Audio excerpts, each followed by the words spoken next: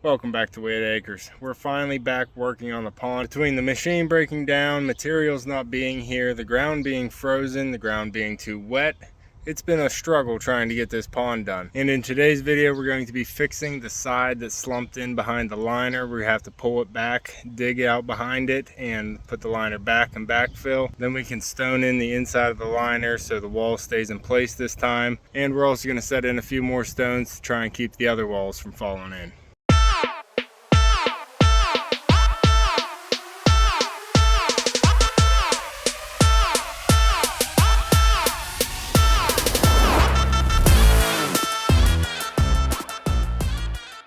I wanted to get a little fish room update in before we get started on the pond. The two new koi are doing great in the grow out tub. I had to put some screens on the lip here so they don't jump out. The other night I let Echo outside and then I came back in and one fish was laying on the carpet right here. Couldn't tell what it was, so I wet my hand and picked him up, threw him back in, and it ended up being this gold butterfly koi. Jumped right out of the pond. It was right after feeding time and he jumped right out, and it was a good thing that I saw him right away because I wet my hand and put him back in, and then I got all the dog hair and stuff off of him. But he's been good ever since. It's been a few days now or a week, so it's good to see that that butterfly koi made it from its big venture outside of the pond. The Oscars and the silver dollars are still in here, but we lost the Pictus catfish. The Pictus catfish already died. It didn't like its area. Maybe it had too much shock from getting transferred from tub to tub, but it did not last very long at all. You know, Winston down here has been acting up. He hasn't been really eating real aggressive, and he's usually more aggressive than Balthazar. But he hasn't been eating. You can see there's still some food laying around because I just fed him and he hasn't come up to eat. He's being weird. Ever since I got this food with the medium pellet size, Winston just hasn't been eating. It's definitely not too big for him. He's still a pretty good size Oscar, but yeah, he just does not like that. They like this food a lot better, but they didn't have it last time I was in there, so I couldn't get it. Ever since I switched food, he hasn't been eating. Got Seve peeking out there. Ever since I took the males out of the guppy breeding pond here, we are having a ton of babies.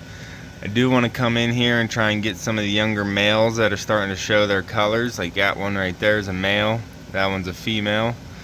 So the males have the color on them already. And I want to pull some of those out so I don't get a bunch of inbreeding. Might even head out at some point and get some fancier guppies so I can throw them in the breeding tub and get some more color. I was also thinking about getting a different fish, something that's going to be a little bit more hardy and can survive out in my pond. So maybe guppies, maybe something a little bit more hardy that can survive the pond freezing over. So let me know down below if you have any suggestions. And let me know if you want to see all the guppies dumped into the Oscar pond and see what they do with 50 plus baby guppies in there. Alright, you ready to work, puppy? We're finally gonna get to work on the pond. The weather's beautiful and we got time, so we're gonna get some work done. Rinsing out a bunch of bottles, getting all these tanks rinsed out so I can use them for potable water.